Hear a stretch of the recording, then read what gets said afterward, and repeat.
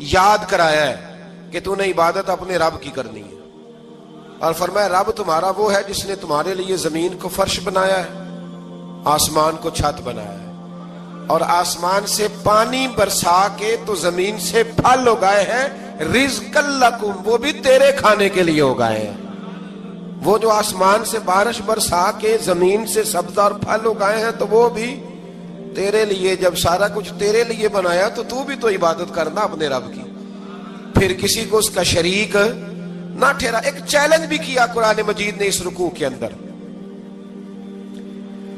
کہا کرتے تھے مکے کے لوگ کہ آپ قرآن مجید کی آیتیں نبی کریم علیہ السلام سے کہا کرتے تھے کہ معاذ اللہ آپ خود بناتے ہیں، بنا کے لاتے ہیں۔ تو اللہ کریم نے فرمایا وَإِن كُنتُمْ فِي رَيْبٍ مِّمَّا نَزَّلْنَا عَلَىٰ عَبْدِنَا فَأْتُوا بِسُورَةٍ مِّن مِّثْلِهِ، اگر تمہیں شک ہو نا اس میں جو ہم نے بندہ خاص پہ نازل کیا ہے تو تم بھی اس جیسی ایک صورت بنا کے لاؤ۔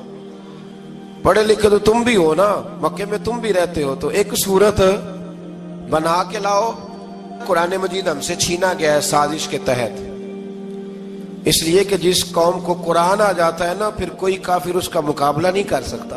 دیکھیں نا، اگر کافروں کے پاس جواب ہوتا قرآن پاک کا تو بدر اور احد میں نا کوئی آیت بنا کے لاتے، قرآن کے مقابلے کی تلواریں لے کے نہ آتے، ان کے پاس جواب ہی نہیں تھا۔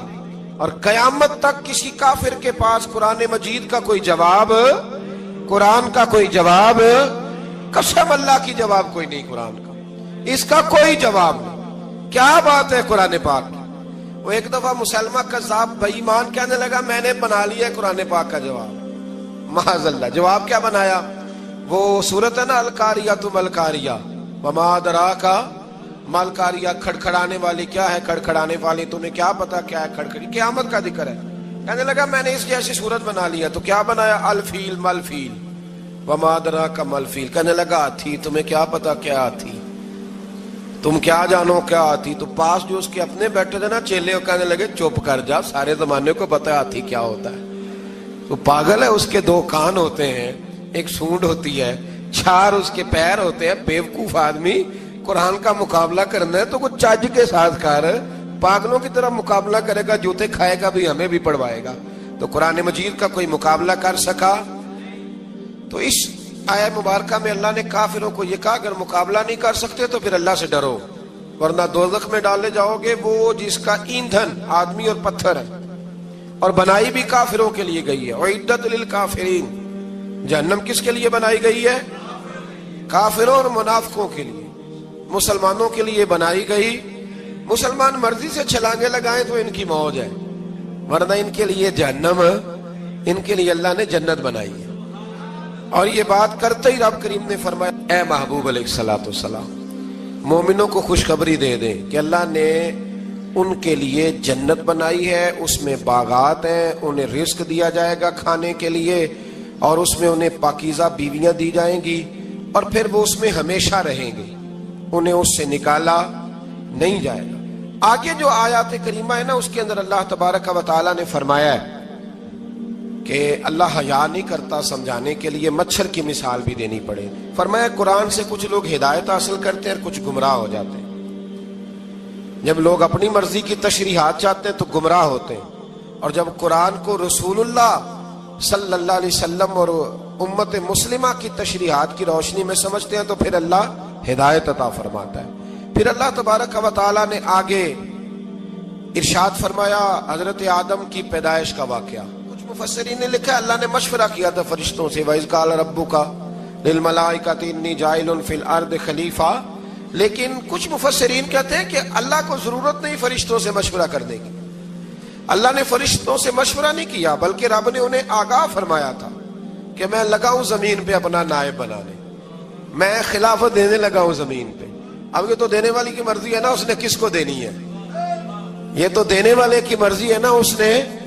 تو کچھ لوگ کہتے ہیں کہ دینے والے سے زیادہ ہمیں پتہ ہے، تو فرشتوں کو بھی یہ اجتہادی خطا ہو گئی، کہنے لگے یا اللہ اسے نہ بنانا، یہ فساد کرے گا، یہ خون ریزیاں کرے گا۔ تو اللہ نے فرمایا جو میں جانتا ہوں وہ تم، اللہ اکبر۔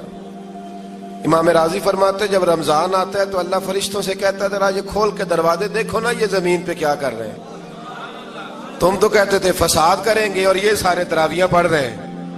تم تو گویا کہتے تھے فساد کریں گے، اور یہ تو دیکھو گویا رمضان کے روزے رکھ رہے ہیں، یہ تو میری یاد میں نکلے ہوئے ہیں۔ تم کچھ کہتے تھے اور دیکھو میں نے تمہیں کہا تھا نا جو میں جانتا ہوں وہ تم۔ اللہ نے پھر حضرت آدم علیہ السلام کو تمام زمانے کے علوم عطا کیے، علم سکھا لیا۔ تو فرشتوں سے کہا تم بھی ان چیزوں کے نام بتاؤ، تو وہ بتا سکے نہیں۔ اللہ نے فرمایا اب اس طرح کرو، آدم کو سجدہ کرو۔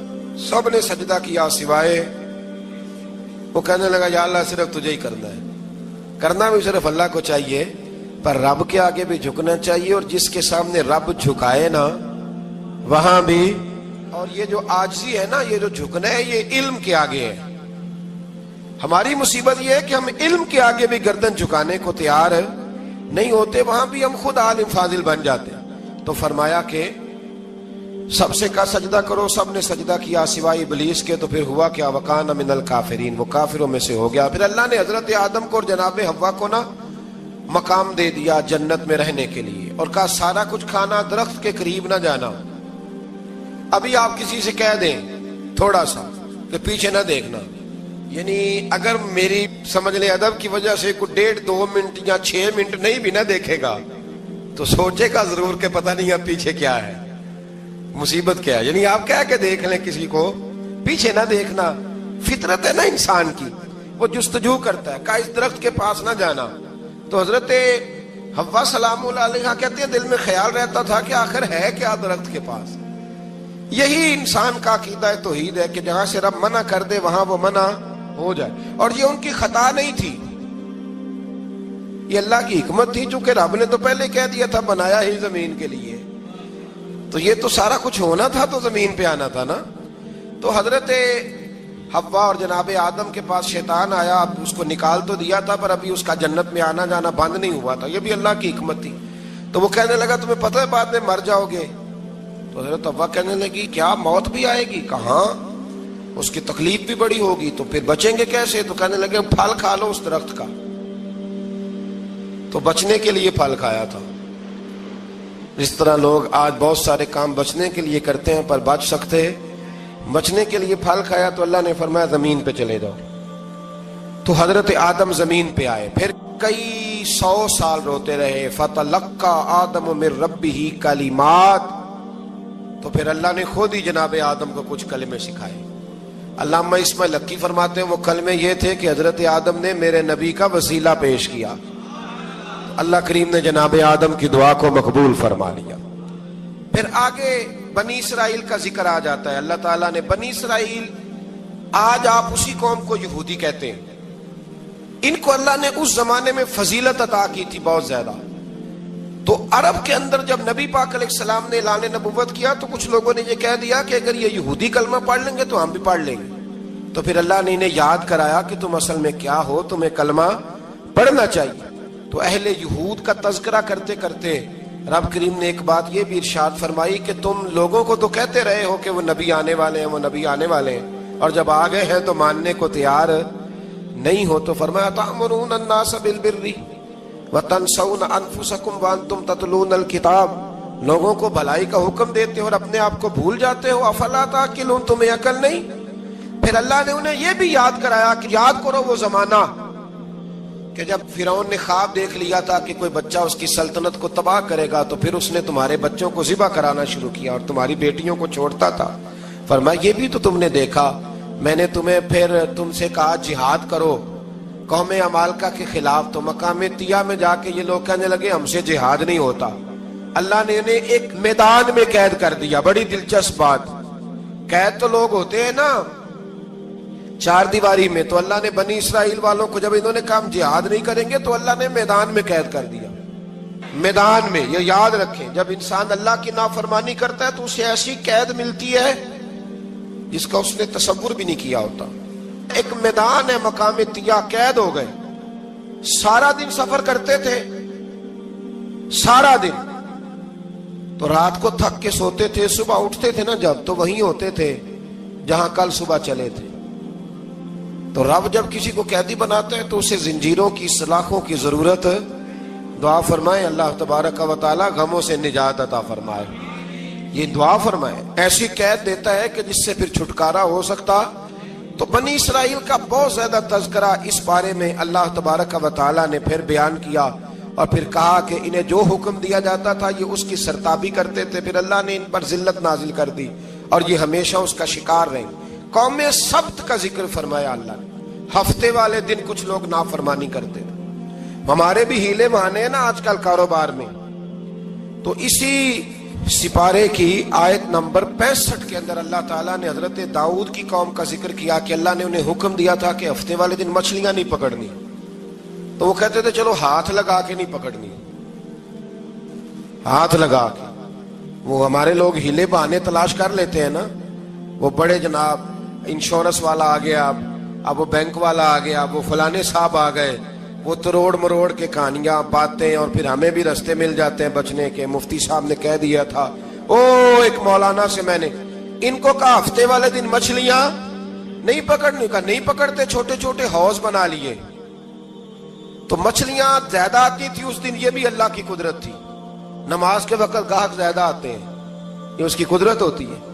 تو وہ مچھلیاں حوض میں جمع ہو جاتی ہیں، یوں سمجھ لیں کہ جال انہوں نے لگا لیے ہوئے تھے، تو جال میں وہ پھنستی رہتی تھی، حوضوں میں آتی رہتی تھی۔ ہفتے کو نہیں پکڑتے تھے، اتوار کو پکڑ لیتے تھے، تو پھر اللہ نے انہیں سزا دی۔ فرمایا تماشے کرتے ہو اللہ کے حکم کے ساتھ، کیا سزا دی؟ فَقُلْنَا لَهُمْ كُونُوا قِرَادَةً خَاسِئِينَ، فرمایا بندر بن جاؤ دھتکارے ہوئے۔ جو رزق حرام طریقے سے کماتے تھے رب انہیں بندر بنا دیتا تھا۔ ابھی بھی میں نے دیکھے ہیں بڑے بڑے تاجر پاگلوں جیسی زندگی گزار رہے ہیں، نفسیاتی طور پہ سکون نہیں ہے، کروڑوں روپیہ پڑا ہے۔ کیوں؟ اس لیے کہ رب کے بتائے ہوئے طریقے کے مطابق تجارت نہیں کرتے۔ آگے ایک اور دلچسپ بات آ گئی، بنی اسرائیل کے اندر نا ایک شخص نے اپنے چچا کو قتل کر دیا جائیداد کے لیے۔ یہ دیکھیں کب سے لوگ جائیداد کے لیے قتل کرتے آ رہے ہیں۔ چچا کو قتل کر دیا، اور قتل کر کے حضرت موسیٰ علیہ السلام کے پاس آئے کہ میرے چچا کو کسی نے قتل کر دیا ہے، تو بتائیں کیا کرنا ہے؟ تو آپ نے فرمایا کہ گائے ذبح کرو، اور اس کا ایک ٹکڑا مقتول کو مارو، مرنے والے کو، وہ خود اٹھ کے بتا دے گا مجھے کس نے قتل کیا ہے۔ اب ارادہ نہیں تھا گائے ذبح کرنے کا، تو بہانے کرنے لگے۔ ارادہ نہیں نہ ہوتا تو پھر کیا ہوتے ہیں؟ کہنے لگے گائے کس طرح کی ہو، بوڑھی ہو کہ بچی ہو، رنگ کیسا ہو، جوان ہو کہ چھوٹی ہو، حال میں ایک دفعہ چلنا سیکھ گئی ہو یا ابھی نہ سیکھی ہو۔ تو بتاتے گئے تو رب بھی شرطیں بیان کرتا گیا، گہرے زرد رنگ کی ہو، حال کے اندر اسے نہ چلایا گیا ہو، پانی نہ نکالا گیا ہو، نہ بچی ہو نہ جوان ہو، اس کے درمیان ہو۔ یہ ساری شرطیں کہاں پائی جاتی تھی؟ حضرت موسیٰ علیہ السلام کی قوم کا ایک شخص تھا جو اللہ کا ولی تھا۔ وہ جب انتقال کرنے لگا نا، اللہ اکبر، دیکھو رب ولیوں کی اولادوں پر بھی کتنا فضل فرماتا ہے۔ وہ جب انتقال کرنے لگا تو ایک اس کے پاس چھوٹی سی بچیا تھی، گائے کی بچی، اس نے جنگل میں چھوڑ دی۔ کہنے لگا یا اللہ میں تیرے نام پہ چھوڑتا ہوں، میرا بچہ جوان ہو جائے تو اسے دے دینا، اور تو سرمایہ ہی کوئی نہیں۔ بچہ بڑا ہوا تو بچہ بھی بڑا نیک تھا، اپنی ماں کا بڑا فرما بردار تھا۔ اس کی ماں نے کہا بیٹا تیرے باپ نے ایک گائے چھوڑی تھی۔ تو بچہ جنگل میں گیا اور جا کے کہنے لگا اے اللہ میری گائے مجھ سے ملا دے۔ تو رب کریم نے وہ گائے واپس کر دی، وہ گائے گھر لے آیا۔ اب وہ کہنے لگا اماں بیچ دوں، تو اماں کہنے لگی بیٹا میرے پوچھے بغیر نہ بیچنا۔ کئی دفعہ گاہک لگے پر اس نے کہا جب تک میری اماں نہ کہے گی میں بیچوں گا۔ ادھر بنی اسرائیل والے شرطیں جتنی گائے کے بارے میں پوچھ چکے تھے وہ ساری اسی گائے میں پائی جاتی تھی۔ تو یہ ڈھونڈتے ڈھونڈتے وہاں پہنچ گئے، تو کہنے لگے گائے چاہیے۔ تو اس نے کہا بھی تمہاری مرضی سے نہیں، قیمت میری مرضی کی۔ ایک مفسر نے تو یہاں تک لکھا ہے کہ اس نے کہا گائے ذبح کر کے نا، تو جتنا گائے کے اندر گوشت ہوگا نا اتنا ہی کھال کے اندر تو مجھے مال بھر کے دو گے، اتنے ہی سکے بھر کے دو گے، اتنی اشرفیاں بھر کے دو گے، تو پھر تمہیں گائے دوں گا۔ تو پھر یہ گائے انہیں ملی اور یہ گائے لے کر کے آئے۔ زیادہ سوالات نہ کرتے تو زیادہ الجھتے نہ۔ ہم بھی دین کے معاملے میں بڑے سوال جواب کرتے ہیں، اتنا سوال کریں جتنی اس کی ضرورت ہے۔ ان لوگوں نے سوالات زیادہ کیے تو پھر الجھ زیادہ گئے۔ تو میرے بھائی اس کا ذکر بھی اللہ تبارک و تعالیٰ نے پہلے پارے کے اندر بیان فرمایا۔ پھر اللہ کریم نے فرمایا کہ کچھ ایسے لوگ بھی ہیں یہودیوں میں سے جن کا دعویٰ ہو گیا ہے کہ ہم اللہ کے بڑے پیارے ہیں، فرمایا یہ صرف ان کے منہ کی باتیں، یہ تو قیامت میں پتہ چلے گا نا کہ اللہ کا پیار کس کے ساتھ زیادہ ہے۔ اور پھر یہ بھی یہودیوں نے دعویٰ کیا ہے، اسی پارے میں اللہ فرماتے ہیں کہ ان کا دعویٰ ہے کہ ہم اللہ کے بڑے پیارے ہیں، جنت میں ہم ہی جائیں گے۔ تو اللہ فرماتا ہے پھر مرنے کی دعا تو کرو، جنت میں تو مر کے جانا ہے نا۔ لیکن رب فرماتے ہیں یہ کبھی مرنے کی دعا نہیں کریں گے، اس لیے کہ انہیں پتہ ہے کہ ہم نے آخرت کے لیے کیا بھیجا۔ لے جی پہلا حکم آ گیا، یا ایھا الذین آمنوا کہہ کے پہلی آیت قرآن پاک کی، پہلے سپارے میں پہلی آیت جس میں اللہ نے کہا یا ایھا الذین آمنوا، تو پہلا حکم آمنوا کہہ کے آیت نمبر 104 میں جو اللہ نے حکم دیا ہے نا، وہ نبی پاک کی تعظیم کا حکم ہے۔ پہلا حکم ہی اللہ نے حضور کی عزت اور ناموس کا ارشاد فرمایا، پہلا اس ترتیب کے لحاظ سے۔ وہ ہوا یہ کہ جب نبی پاک کو بات ارشاد کرتے تو صحابہ کرام اٹھ کے عرض کرتے رائینا یا رسول اللہ، حضور سمجھ نہیں آئی ذرا رعایت کر دے۔ تو یہودیوں کی عبرانی زبان کے اندر نہ ذرا کھینچ کے پڑھتے تھے رائینا، تو اس کا معنی بنتا تھا معاذ اللہ اے ہمارے چرواہے، بکریاں چرانے والے کو بھی وہ رائینا کہتے تھے۔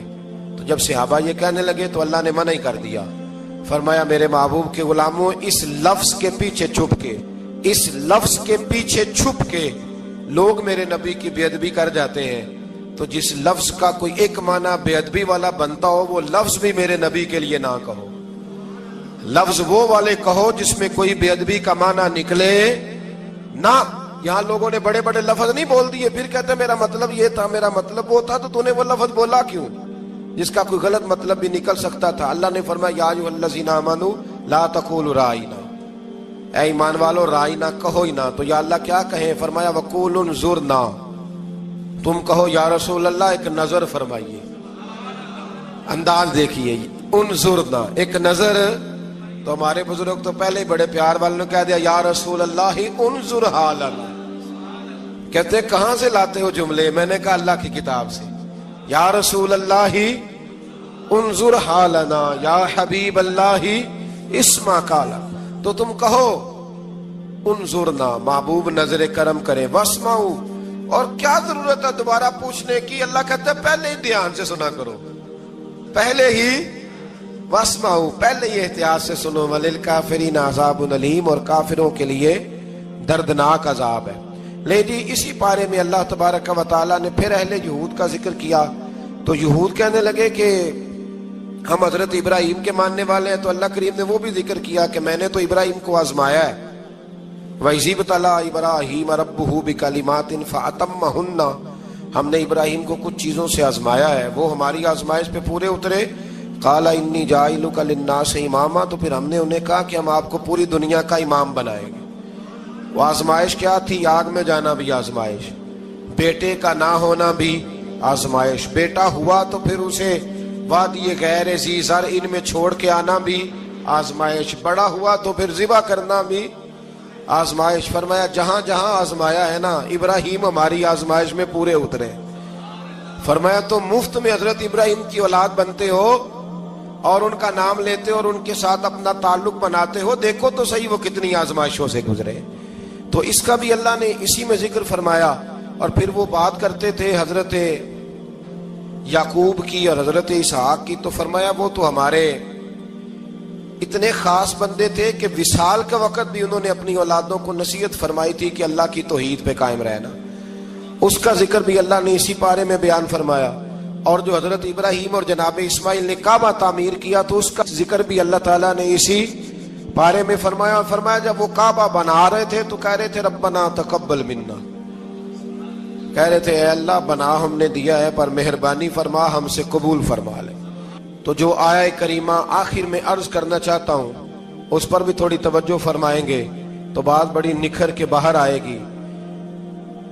یہ 16ویں رکوع کے اندر اللہ نے پھر یہود کا اور عیسائیت کا ذکر فرمایا، تو اللہ کریم نے ایک بات ارشاد فرمائی، یہودیوں کے ہاں جب کوئی بچہ پیدا ہوتا تھا پیلے رنگ کے ساتھ اس کو رنگتے تھے، یا کوئی خاص رنگ تھا ان کا، بچہ پیدا ہوتا تو اس پر وہ رنگ چڑھاتے کہ یہ جی ہمارے مذہب کا رنگ ہے۔ ہمارے ہاں بھی رسمیں ہیں نا اپنی اپنی، معاذ اللہ اپنی اپنی نہیں ہونی چاہیے، اللہ رسول کا حکم ہونا چاہیے۔ تو یہودیوں کے ہاں بچہ پیدا ہوتا تو ایک خاص رنگ چڑھاتے، عیسائیوں کے ہاں پیدا ہوتا تو وہ بھی ایک خاص رنگ چڑھاتے.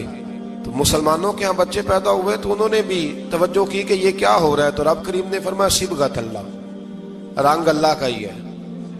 ومن احسن من اللہ صبغہ، اور فرمایا اللہ کے رنگ سے زیادہ خوبصورت کس کا رنگ ہو سکتا ہے.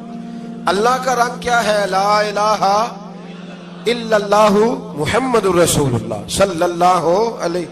فرمایا نیلے پیلے کالے رنگ نہ چڑھاؤ، اپنے ذہن پر توحید و رسالت کا رنگ چڑھاؤ. یہ سب سے بہترین رنگ ہے. اگر تمہارے ذہنوں پر رب رسول کی توحید کا رنگ چڑھ گیا تو یہ وہ والا رنگ ہے، پھر تمہیں کسی اور رنگ کی طرف جانے کی ضرورت نہیں پڑے گی. تو فرمایا رنگ وہ پیدا کرو جو توحید کا ہے، رسالت کا ہے، اس رنگ کی توجہ کرو. قرآن مجید کے اس پارے میں اللہ کریم نے مختلف باتیں بیان کر کے آخری رکوع میں یہ جو رنگ کا ذکر فرمایا نا، تو یہ لگتا ہے پورے پارے کا خلاصہ ہے کہ رب کریم نے فرمایا اصل بات یہ ہے کہ تمہاری سوچوں پہ رب رسول کی توحید و رسالت کا رنگ ہونا چاہیے. ہر وقت بچہ پیدا ہو، کوئی دنیا سے جائے تو رنگ کس کا ہونا چاہیے؟ اللہ رسول کے دین کا. اللہ تعالی ہمیں سمجھنے کی توفیق عطا فرمائے. آخر دعوانا ان الحمدللہ.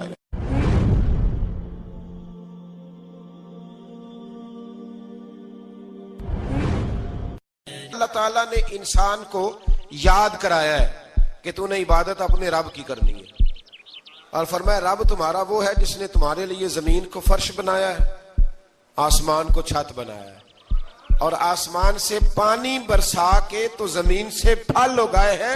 رزقا لکم، وہ بھی تیرے کھانے کے لیے اگائے ہیں. وہ جو آسمان سے بارش برسا کے زمین سے سبز اور پھل اگائے ہیں تو وہ بھی تیرے لیے. جب سارا کچھ تیرے لیے بنایا تو بھی تو عبادت کرنا اپنے رب کی، پھر کسی کو اس کا شریک نہ ٹھہرا. ایک چیلنج بھی کیا قرآن مجید نے اس رکوع کے اندر. کہا کرتے تھے مکے کے لوگ کہ آپ قرآن مجید کی آیتیں نبی کریم علیہ السلام سے کہا کرتے تھے کہ معاذ اللہ آپ خود بناتے ہیں، بنا کے لاتے ہیں. تو اللہ کریم نے فرمایا وَإِن كُنتُمْ فِي رَيْبٍ مِّمَّا نَزَّلْنَا عَلَىٰ عَبْدِنَا فَأْتُوا بِسُورَةٍ مِّن مِّثْلِهِ، اگر تمہیں شک ہو نا اس میں جو ہم نے بندہ خاص پہ نازل کیا ہے تو تم بھی اس جیسی ایک صورت بنا کے لاؤ. پڑھے لکھے تو تم بھی ہو نا، مکے میں تم بھی رہتے ہو، تو ایک صورت بنا کے لاؤ. قرآن مجید ہم سے چھینا گیا ہے سازش کے تحت، اس لیے کہ جس قوم کو قرآن آ جاتا ہے نا پھر کوئی کافر اس کا مقابلہ نہیں کر سکتا. دیکھیں نا اگر کافروں کے پاس جواب ہوتا قرآن پاک کا تو بدر اور احد میں نا کوئی آیت بنا کے لاتے، قرآن کے مقابلے کی تلواریں لے کے نہ آتے. ان کے پاس جواب ہی نہیں تھا. اور قیامت تک کسی کافر کے پاس قرآن مجید کا کوئی جواب، قرآن کا کوئی جواب، قسم اللہ کی جواب کوئی نہیں قرآن کا، اس کا کوئی جواب نہیں. کیا بات ہے قرآن پاک کی. وہ ایک دفعہ مسلمہ کذاب بے ایمان کہنے لگا میں نے بنا لیا ہے قرآن پاک کا جواب.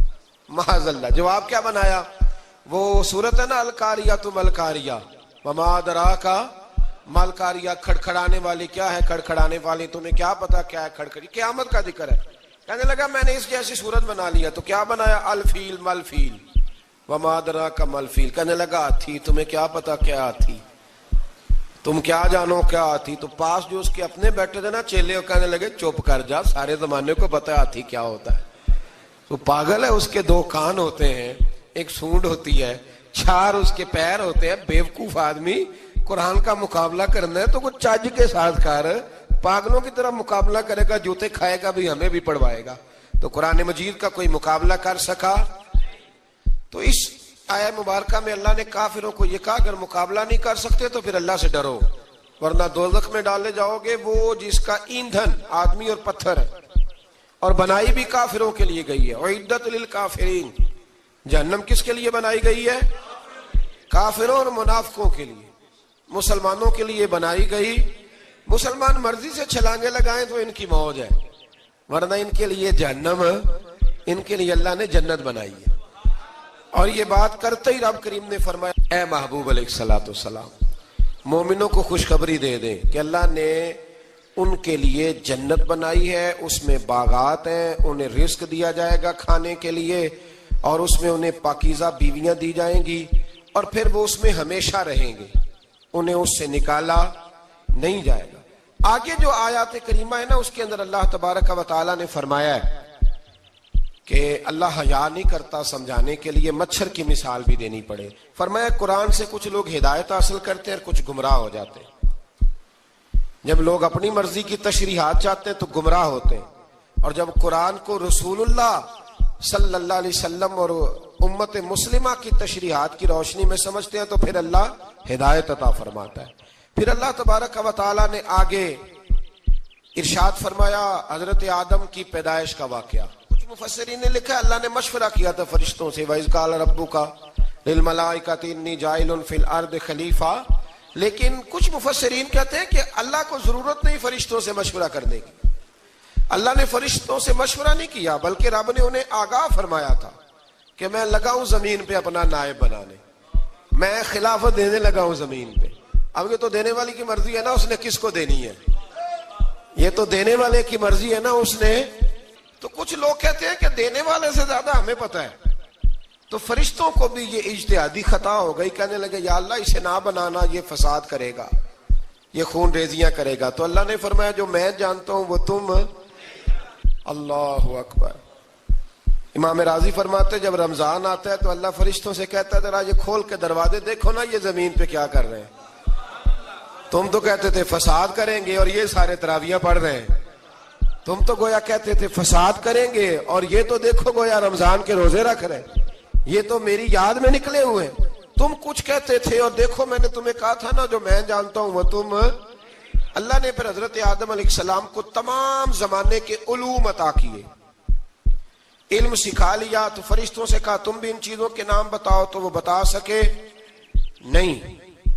اللہ نے فرمایا اب اس طرح کرو آدم کو سجدہ کرو، سب نے سجدہ کیا سوائے، وہ کہنے لگا یا اللہ صرف تجھے ہی کرنا ہے، کرنا بھی صرف اللہ کو چاہیے، پر رب کے آگے بھی جھکنا چاہیے، اور جس کے سامنے رب جھکائے نا وہاں بھی۔ اور یہ جو عاجزی ہے نا، یہ جو جھکنا ہے یہ علم کے آگے ہے۔ ہماری مصیبت یہ ہے کہ ہم علم کے آگے بھی گردن جھکانے کو تیار نہیں ہوتے، وہاں بھی ہم خود عالم فاضل بن جاتے ہیں۔ تو فرمایا کہ سب سے کہا سجدہ کرو، سب نے سجدہ کیا سوائے ابلیس کے۔ تو پھر ہوا کیا وَكَانَ مِنَ الْكَافِرِينَ، وہ کافروں میں سے ہو گیا۔ پھر اللہ نے حضرت آدم کو اور جناب حوا کو نا مقام دے دیا جنت میں رہنے کے لیے، اور کہا سارا کچھ کھانا، درخت کے قریب نہ جانا۔ ابھی آپ کسی سے کہہ دیں تھوڑا سا کہ پیچھے نہ دیکھنا، یعنی اگر میری سمجھ لیں ادب کی وجہ سے کوئی 1.5-2 منٹ یا 6 منٹ نہیں بھی نہ دیکھے گا تو سوچے گا ضرور کہ پتہ نہیں اب پیچھے کیا ہے، مصیبت کیا ہے۔ یعنی آپ کہہ کے دیکھ لیں کسی کو، پیچھے نہ دیکھنا، فطرت ہے نا انسان کی، وہ جستجو کرتا ہے، کہا اس درخت کے پاس نہ جانا۔ تو حضرت حوا سلام اللہ علیہ کہتے ہیں دل میں خیال رہتا تھا کہ آخر ہے کیا درخت کے پاس۔ یہی انسان کا عقیدہ توحید ہے کہ جہاں سے رب منع کر دے وہاں وہ منع ہو جائے، اور یہ ان کی خطا نہیں تھی، یہ اللہ کی حکمت تھی، چونکہ رب نے تو پہلے کہہ دیا تھا بنایا ہی زمین کے لیے، تو یہ تو سارا کچھ ہونا تھا تو زمین پہ آنا تھا نا۔ تو حضرت حوا اور جناب آدم کے پاس شیطان آیا، اب اس کو نکال تو دیا تھا پر ابھی اس کا جنت میں آنا جانا بند نہیں ہوا تھا، یہ بھی اللہ کی حکمت تھی۔ تو وہ کہنے لگا تمہیں پتہ ہے بعد میں مر جاؤ گے؟ تو حضرت حوا کہنے لگی کیا موت بھی آئے گی؟ کہاں، اس کی تکلیف بھی بڑی ہوگی، تو پھر بچیں گے کیسے؟ تو کہنے لگے پھل کھا لو اس درخت کا۔ تو بچنے کے لیے پھل کھایا تھا۔ جس طرح لوگ آج بہت سارے کام بچنے کے لیے کرتے ہیں پر بچ سکتے، بچنے کے لیے پھل کھایا تو اللہ نے فرمایا زمین پہ چلے جاؤ۔ تو حضرت آدم زمین پہ آئے، پھر کئی 100 سال روتے رہے۔ فَتَلَقَّى آدَمُ مِن رَبِّهِ کَلِمَاتٍ، تو پھر اللہ نے خود ہی جناب آدم کو کچھ کلمے سکھائے۔ علامہ اسماعیل لکی فرماتے ہیں وہ کلمے یہ تھے کہ حضرت آدم نے میرے نبی کا وسیلہ پیش کیا، اللہ کریم نے جناب آدم کی دعا کو مقبول فرما لیا۔ پھر آگے بنی اسرائیل کا ذکر آ جاتا ہے۔ اللہ تعالیٰ نے بنی اسرائیل، آج آپ اسی قوم کو یہودی کہتے ہیں، ان کو اللہ نے اس زمانے میں فضیلت عطا کی تھی بہت زیادہ۔ تو عرب کے اندر جب نبی پاک علیہ السلام نے اعلان نبوت کیا تو کچھ لوگوں نے یہ کہہ دیا کہ اگر یہ یہودی کلمہ پڑھ لیں گے تو ہم بھی پڑھ لیں گے۔ تو پھر اللہ نے انہیں یاد کرایا کہ تم اصل میں کیا ہو، تمہیں کلمہ پڑھنا چاہیے۔ تو اہل یہود کا تذکرہ کرتے کرتے رب کریم نے ایک بات یہ بھی ارشاد فرمائی کہ تم لوگوں کو تو کہتے رہے ہو کہ وہ نبی آنے والے ہیں، وہ نبی آنے والے ہیں، اور جب آ گئے ہیں تو ماننے کو تیار نہیں ہو. تو فرمایا تأمرون الناس بالبر وتنسون انفسکم وانتم تتلون الکتاب، لوگوں کو بھلائی کا حکم دیتے ہو اور اپنے آپ کو بھول جاتے ہو. افلا تعقلون، تمہیں عقل نہیں؟ پھر اللہ نے انہیں یہ بھی یاد کرایا کہ یاد کرو وہ زمانہ کہ جب فرعون نے خواب دیکھ لیا تھا کہ کوئی بچہ اس کی سلطنت کو تباہ کرے گا، تو پھر اس نے تمہارے بچوں کو ذبح کرانا شروع کیا اور تمہاری بیٹیوں کو چھوڑتا تھا. فرمایا یہ بھی تو تم نے دیکھا، میں نے تمہیں پھر تم سے کہا جہاد کرو قوم عمالقہ کے خلاف، تو مقام طیہ میں جا کے یہ لوگ کہنے لگے ہم سے جہاد نہیں ہوتا.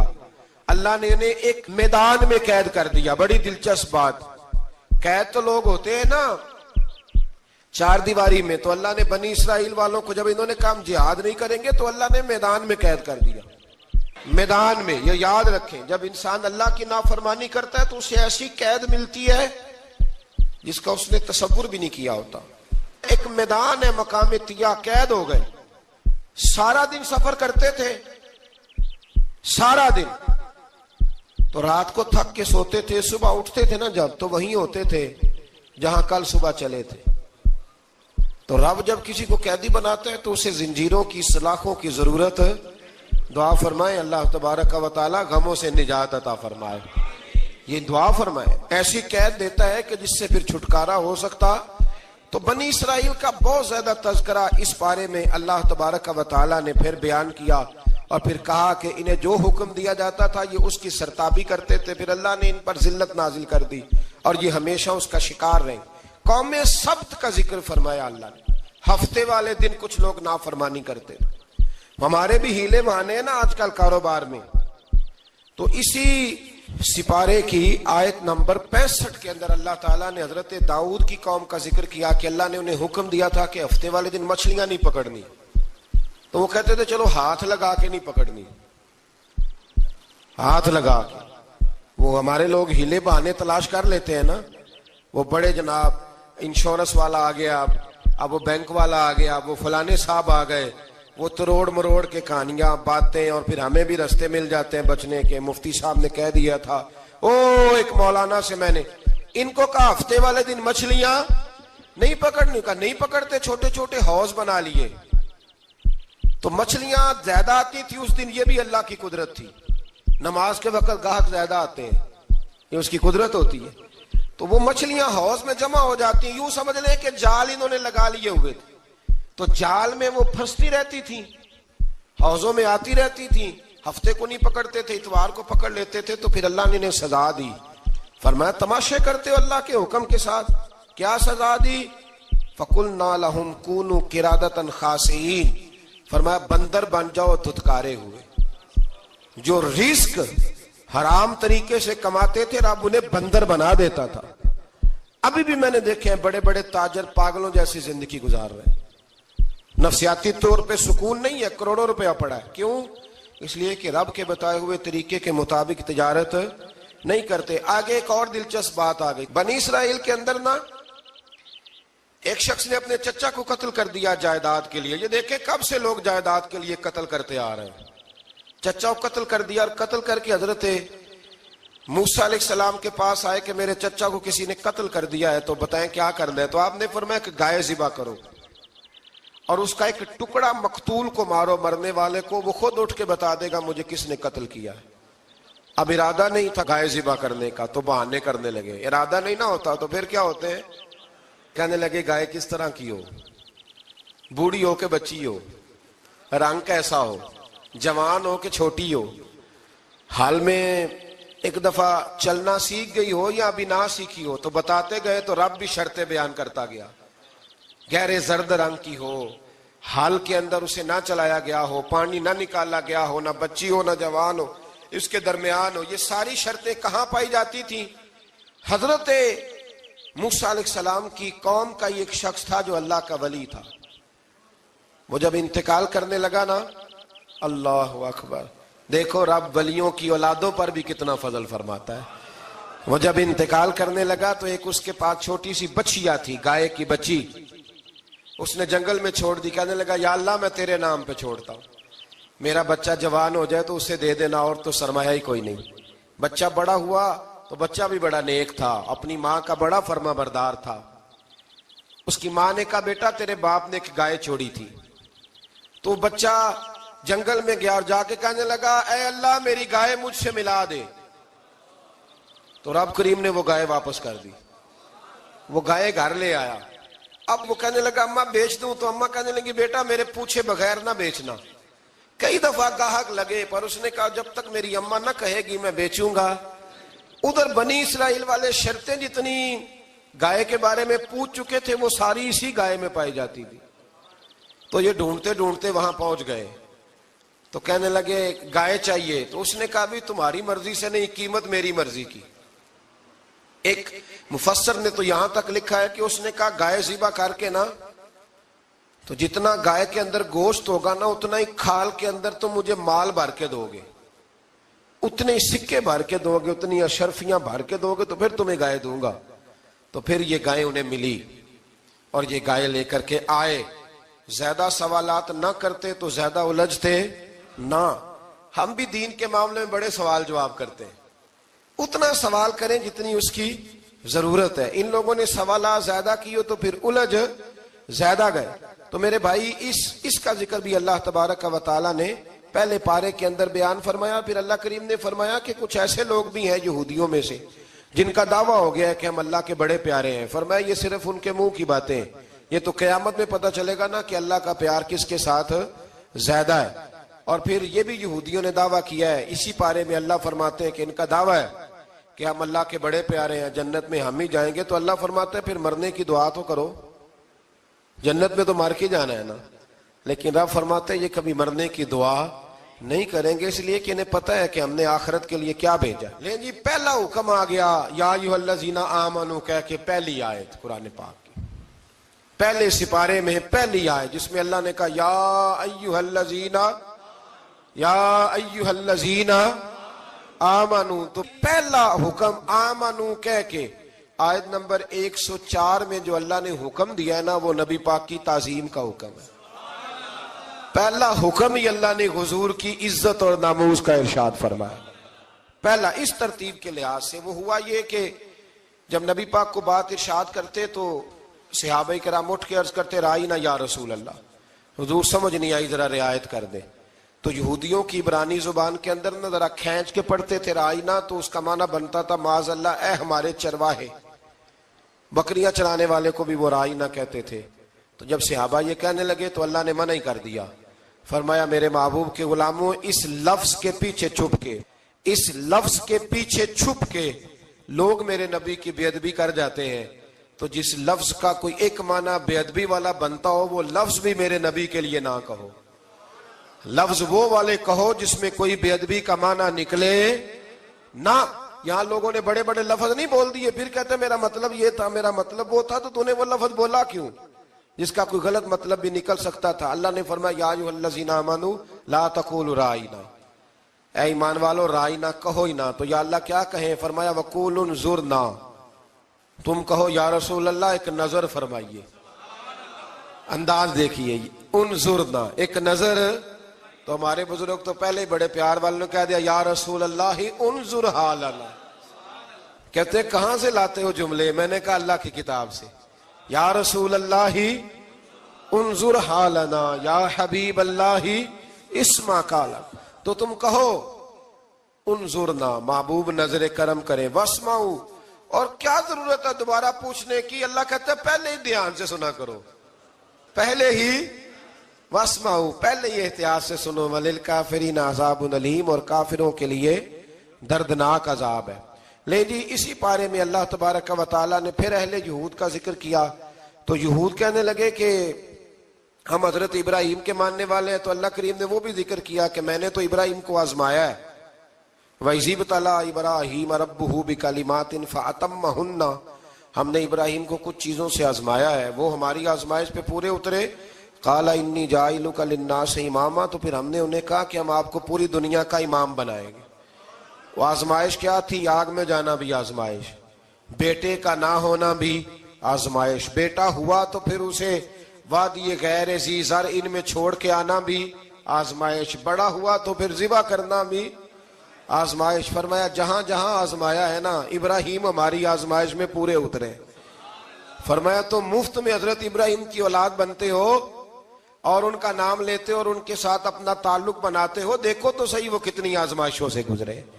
تو اس کا بھی اللہ نے اسی میں ذکر فرمایا۔ اور پھر وہ بات کرتے تھے حضرت یعقوب کی اور حضرت اسحاق کی، تو فرمایا وہ تو ہمارے اتنے خاص بندے تھے کہ وصال کے وقت بھی انہوں نے اپنی اولادوں کو نصیحت فرمائی تھی کہ اللہ کی توحید پہ قائم رہنا۔ اس کا ذکر بھی اللہ نے اسی پارے میں بیان فرمایا۔ اور جو حضرت ابراہیم اور جناب اسماعیل نے کعبہ تعمیر کیا تو اس کا ذکر بھی اللہ تعالیٰ نے اسی پارے میں فرمایا۔ فرمایا جب وہ کعبہ بنا رہے تھے تو کہہ رہے تھے ربنا تقبل منا، کہہ رہے تھے اے اللہ بنا ہم نے دیا ہے پر مہربانی فرما ہم سے قبول فرما لے۔ تو جو آیہ کریمہ آخر میں عرض کرنا چاہتا ہوں اس پر بھی تھوڑی توجہ فرمائیں گے تو بات بڑی نکھر کے باہر آئے گی۔ یہ 16ویں رکوع کے اندر اللہ نے پھر یہود کا اور عیسائیت کا ذکر فرمایا تو اللہ کریم نے ایک بات ارشاد فرمائی۔ یہودیوں کے ہاں جب کوئی بچہ پیدا ہوتا تھا وہ پیلے رنگ کے ساتھ اس کو رنگتے تھے، یا کوئی خاص رنگ تھا ان کا، بچہ پیدا ہوتا تو اس پر وہ رنگ چڑھاتے کہ یہ جی ہمارے مذہب کا رنگ ہے۔ ہمارے ہاں بھی رسمیں ہیں نا اپنی اپنی، معاذ اللہ اپنی اپنی نہیں ہونی چاہیے، اللہ رسول کا حکم ہونا چاہیے۔ تو یہودیوں کے ہاں بچہ پیدا ہوتا تو ایک خاص رنگ چڑھاتے، عیسائیوں کے ہاں پیدا ہوتا تو وہ بھی ایک خاص رنگ چڑھاتے۔